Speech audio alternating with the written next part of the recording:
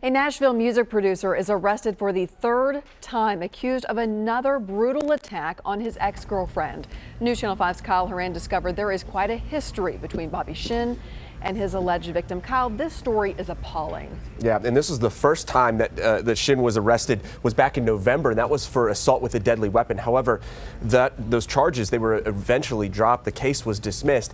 Then in December, Shin was arrested again, this time for allegedly taking that victim and kidnapping her for 7 days. He's also accused of sexually assaulting her and beating her in that case. Now he's accused of brutally attacking the same victim at the same place as the last time. On a tip, officers went to his home and studio where they say Shin was trying to force the victim into a car. When he saw police, they say he forced the victim back inside the home.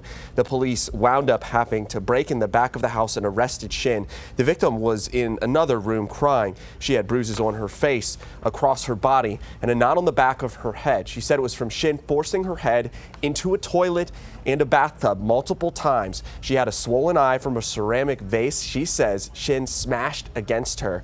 Today, we talked with the director of Mary Parish Center, a transitional house for domestic violence victims. She says while the system has come a long way, Shin shouldn't have been able to make bond and repeat this violence. It does happen. I feel like it is getting better, you know, I think that this is a high-profile case, but again, I think it's a really high-risk case. Things like orders of protection do work. They do help keep victims safe, but not always. I mean, there are those abusers that just don't care. Right now, Shin is being held on a $175,000 bond, but to get out, he would just have to pay about $17,500, about 10% of that to get out of jail.